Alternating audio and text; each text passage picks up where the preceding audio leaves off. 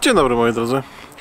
Bardzo dawno na tym kanale nie było żadnego filmu z serii Mechanika dla laika i dzisiaj przy tej pięknej pogodzie nadarzyła się wreszcie okazja, żeby taki odcinek nagrać. W zasadzie będzie to uzupełnienie materiału, który nagrałem już bardzo dawno temu. W zasadzie to był jeden z pierwszych filmów na tym kanale. Dzisiaj rozwinę ten temat, czyli opowiem Wam o zamkach Givi w tej wersji bardziej rozszerzonej, czyli tak zwany Security Lock.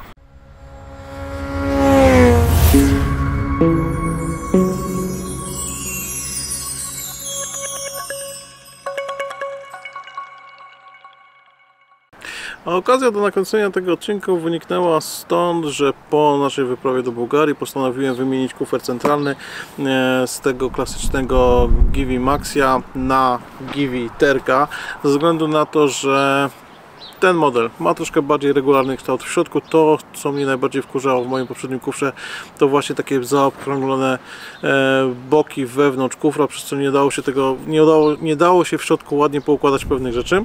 Zwłaszcza plecak nie do końca chciał mi wejść. Postanowiłem wymienić na kufer o troszkę bardziej regularnych kształtach.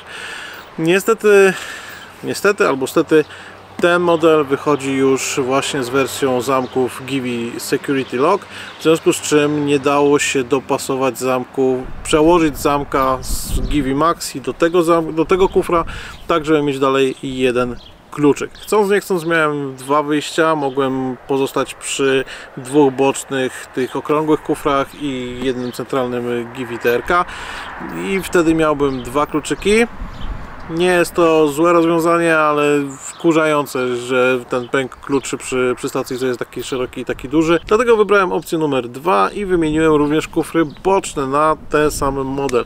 Jeżeli się kupuje te kufry razem w zestawie, to przychodzą one z dodatkową trzecią wkładką, którą można sobie wymienić właśnie w tym centralnym kufrze, po to, żeby znowu mieć jeden kluczyk, tak jak to ma miejsce w tym starym zestawie, w tej podstawowej wersji zamka Givi.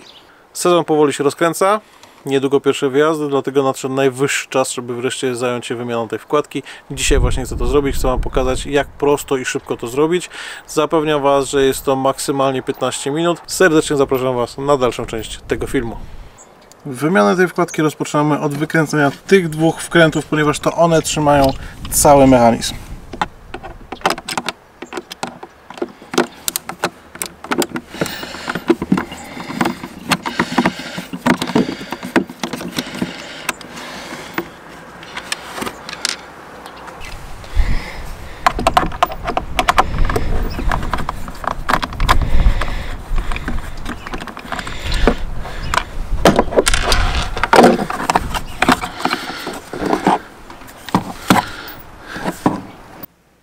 Moi drodzy, zanim zabierzemy się jeszcze za wymianę wkładki w mechanizmie, słów kilka o różnicach między starą wersją zamka a nową wersją zamka.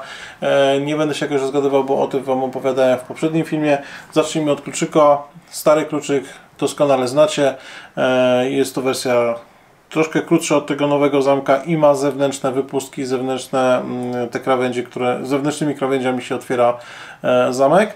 Nowszy zamek jest dłuższy, ponieważ sama wkładka też jest dłuższa, no to kluczyk musiał być dłuższy i zrezygnowano z zewnętrznych wypustek na rzecz takiego patentowego wiercenia, frezowania tego kluczyka wewnątrz. O tyle wygodniejsze, że się nie będzie zahaczało, jest płaskie na zewnętrznej stronie. Powinno być ciężej go dorobić, bo to jest jakaś patentowy pomysł na takie rzeźbienie tego kluczyka. Zakładam, że znajdą się warsztaty, które bez problemu taki kluczyk Wam dorobią. Dla zwykłego szarego człowieka powinno być trudniej taki zamek otworzyć. Co więcej, moi drodzy, w starych wersjach tych kolorowych kluczyków te kluczyki przychodziły wszystkie tak samo wykańczane, czyli były z tym plastikiem na zewnętrznej stronie kluczyka. Oczywiście na kolory można sobie było wybierać. Natomiast to ciekawe, wersja Security Lock przychodzi z dwoma kluczykami, przy czym jeden jest obleczony plastikiem, drugi jest zupełnie goły. Po drugiej stronie oczywiście jeszcze jest wyżłobiony, znaczy nie wyżłobiony, laserem prawdopodobnie wypalony numer kluczyka, numer zamka, gdyby trzeba było dorobić sobie odpowiedni kluczyk albo odpowiednią wkładkę. Jeżeli chodzi o różnicę w wkładkach, moi drodzy, to jest stara wkładka. mam nadzieję, że tutaj będziecie teraz widzieć. Stara wkładka, jeden segment, zakończona, taki, mam nadzieję, że dobrze to powiadam, Seger. Jeżeli się mylę, to mnie poprawcie. Taką wsówką, którą się wsuwa w wyżłobiony trzpień i to blokuje tą wkładkę przed wysunięciem się z mechanizmu zamka. Natomiast nowa wkładka ma dodatkowy segment, jest po prostu dłuższa, tak jak kluczyk, ma dodatkowy segment kolejnych wypustek i nie jest zakończona już tą wsówką, tym segerem, jest zakończona nakrętką numer 10, przez co wydaje się, że jest dużo bardziej odporna na próbę wyrwania tego zamka, tej wkładki z mechanizmu zamka. No i drodzy, no to bierzemy się za wymianę tej wkładki. Sam mechanizm, jak widzieliście przed chwilą, trzyma się tylko na dwóch śrubkach, które są wkręcone w te dwa miejsca, te dwa otwory tutaj i wyciągamy wtedy cały mechanizm z kufra. Nie jest to jakoś specjalnie skomplikowane. Żeby wymienić tą wkładkę, najlepiej sobie ustawić zamek w pozycji otwartej. Ponieważ w tej pozycji mamy zasłoniętą, mam nadzieję, że to będzie widać, taką kuleczkę, która jest w tym miejscu i w momencie odkręcania tej śruby ona nam nie wyskoczy. Za chwileczkę o niej powiem więcej. Odkręcimy sobie najpierw tą nakrętkę.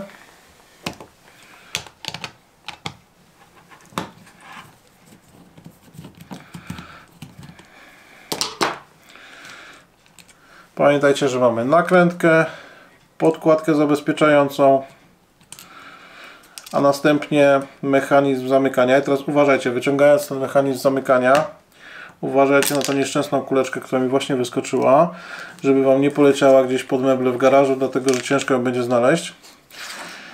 Dlatego że ona zamocowana jest na takiej sprężynce. W tulejkę wkładana jest sprężynka, na tą sprężynkę nakładana jest ta kuleczka. I teraz szczerze Wam powiem, nie mam zielonego pojęcia, do czego służy ta kuleczka, dlatego że przez chwilę próbowałem się zastanowić i wymyśleć, do czego to może się przydać, ale tak naprawdę nie znalazłem żadnej funkcjonalności, którą by ta kulka mogła spełniać. Jedyna funkcjonalność, która mi przychodzi do głowy, tak jak zobaczycie sobie ten element zamykania, ten skobel, ma miejsca wyżłobione pod tą kuleczkę i tak naprawdę ma to być jakieś takie, nie wiem, czy to estetyczne, czy doznanie fizyczne krańcowych pozycji tego zamka, ale funkcjonalności bezpieczeństwa nie widzę tu żadnej. I chyba, że się mylę. Jeżeli macie jakiś pomysł, co ta kuleczka może innego robić, oprócz sygnalizowania, że kluczyk jest w pozycji końcowej, to dajcie mi znać. Tak jak mówię, w tym momencie równie dobrze mogłoby i nie być. Kwestia tego, że być może to, że kluczyk się sam nie obróci, jeżeli będzie... No właśnie wymyśliłem. Może być to, że ta kuleczka blokuje możliwość samoistnego obrócenia kluczyka, kiedy zostanie w zamku. Ale nie wiem, czy to jest teoria naciągana. Dajcie znać.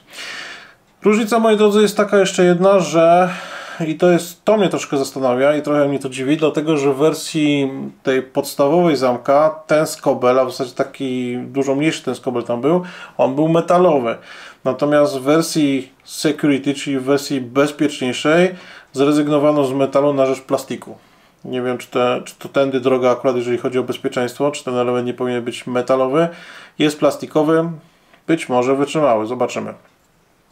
Wyciągamy sobie mechanizm, uważamy na tą kuleczkę nieszczęsną, uważamy na tą sprężynkę, żeby nam też nie zginęła i tak naprawdę cała wkładka razem z kluczykiem nam w tym momencie wyjeżdża. Słuchajcie, w środku wsadzona jest w tym momencie tulejka, taka sama jak przychodzi z tym dodatkowym zamkiem. Nie będę jej w tym momencie wymieniał, dlatego że sama tulejka nie ma kompletnie żadnego znaczenia w tym momencie. To jest dokładnie taka sama tulejka jak każda inna. Ona nie spełnia innej funkcji, nie jest szyfrowana, nie jest kodowana, więc stara może zostać, nowej po prostu nie będę zakładał. Zakładając tą tulejkę, znaczy tą wkładkę, pamiętajcie o tym, że tak naprawdę możecie je włożyć ją w dwie pozycje. Jeżeli włożycie ją źle, to nie obrócicie kluczyka. Jeżeli obrócicie tą wkładkę w drugą stronę, wtedy się ten kluczyk będzie obracał razem z wkładką, więc nie da się tutaj pomylić tego elementu. Składanie bardzo prosto. Zostawiam sobie w pozycji otwartej. wkładam sobie sprężynkę, na to nakładam sobie kuleczkę. Pamiętam, że zamek miałem w pozycji otwartej, czyli muszę przyłożyć ten skobel w taki sposób. Ostrożnie uważam na kuleczkę, przykładam sobie sprężynkę i zaczynam to delikatnie skręcać. Jak już mi nakrętka złapała, w tym momencie mogę sobie spokojnie to dokręcić mocniej. Moi drodzy, to jest cała filozofia tak naprawdę. Nic więcej tutaj nie trzeba robić. Sama wymiana tej wkładki to jest 5 minut, razem z kręceniem będzie maksymalnie 10 na kufrze, więc każdy z Was sobie poradzi z wymianą tej wkładki. Jeżeli będziecie mieli potrzebę zamontowania jednego kluczyka do wszystkich 3 kufrów, to zdecydowanie polecam wymianę tej wkładki lub dokupienie sobie takiego zestawu, jeżeli w Waszym kufrze nie było akurat tej dodatkowej 3. wkładki.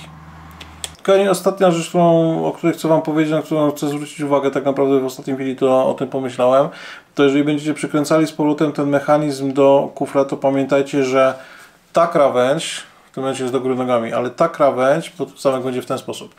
Ta górna krawędź musi się wsunąć pod takie wyżłobienie w kufrze i wtedy ten zamek cały nie odpada.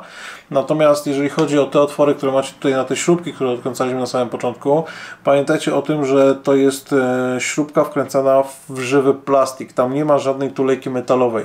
W związku z czym, jeżeli będziecie to przykręcali z powrotem do kufra, uważajcie z siłą, zwłaszcza ci, którzy cierpią na nadmiar siły, żebyście sobie tego plastiku nie zerwali. Zakładam, że jeżeli zerwiecie, no to cały ten element, tak samo jak wszystko w kufrach Givi, jest do wymiany i bez problemu będzie go można dostać. Natomiast po co wydawać niepotrzebnie kasę, bo zakładam, że wtedy trzeba będzie wymienić cały ten element, więc po co wydawać niepotrzebnie kasę, po prostu przykręcajcie to do kufra z wyczuciem i delikatnie. To tak naprawdę nie przenosi żadnej siły na kufrze, więc nie ma potrzeby tego skręcać z dużą siłą, po prostu ma się to tylko trzymać przy kufrze, żeby nie odleciało.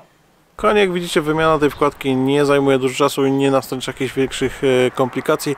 Wystarczy tak naprawdę klucz nasadowy 10 i śrubokręt krzyżakowy i dosłownie 10-15 minut i tak naprawdę cały proces będziecie mieli skończony.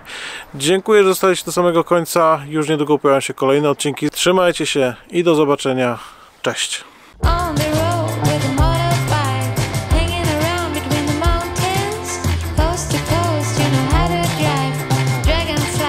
Sunset, can you believe it together?